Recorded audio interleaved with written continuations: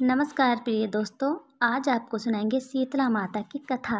एक गांव में एक ब्राह्मण दंपति रहते थे। उस ब्राह्मण के 2 बेटे और 2 बहुएं थी।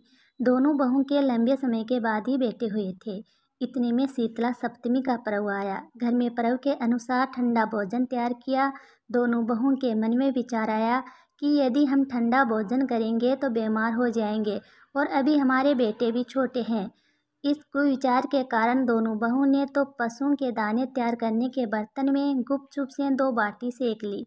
सास बहू शीतला माता की पूजा करके आई। शीतला माता की कथा सुनी। उसके बाद में सास तो शीतला माता के भजन करने के लिए बैठ गई। दोनों बहुएं बच्चे रोने का बहाना बनाकर घर आई। दाने के बर्तन से गर्मा गर्म रोटला निकाले, चूरमा किया और पेट भरकर खा लिया। सास ने घर आने पर बहू से भोजन करने के लिए कहा। बहुएं ठंडा भोजन करने का दिखावा करके घर का काम में लग गई। सास ने कहा, बच्चे कब से सोए हुए हैं, उन्हें जगाकर भोजन करा दो। बहुएं जैसे ही अपने अपने बेटों को जगाने गई तो उन्होंने उन्हें मर्त पाया। ऐसा बहू की करतूत के फलस्वरूप शीतला माता के प्रकोप से हुआ था। बहुएं विवश होकर सारी बात अपनी सास को बता दी। सास ने घटना जानी तो बहू से झगड़ने लगी। सास बोली कि तुम दोनों ने अपने बेटों की बदौलत शीतला माता की अवहेलना की है, इसलिए अपने घर से निकल जाओ और बेटों को जिंदा स्वस्थ लेकर ही हमारे घर में पैर रखना। अपने मर्द बेटों को टोकरे में सुलाकर दोनों बहुएं घर से निकल पड़ी।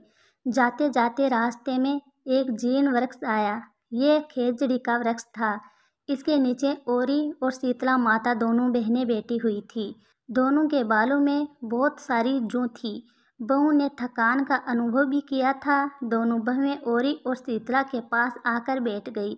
उन दोनों ने शीतला ओरी के बालों से खूब सारी जूं निकाली। जूं का नाश होने से ओरी और शीतला ने अपने मस्तक में शीतलता का अनुभव किया और कहा, तुम दोनों ने हमारे मस्तक को शीतल ठंडा किया है, वैसे ही तुम्हें पेट की शांति मिले। दोनों बहुएं एक साथ बोली कि पेट का दिया हुआ ही लेकर हम मारी मारी भटक रहे हैं, परंतु शीतला माता के दर्शन हुए नहीं है। शीतला माता ने कहा कि तुम दोनों पापनी हो, दुष्ट हो, दुराचारिणी हो, तुम्हारा तो मुँह देखने भी योग्य नहीं है। शीतला सप्तमी के दिन ठंडा भोजन करने के बदले तुम दोनों ने गर्म भोजन कर लिया था।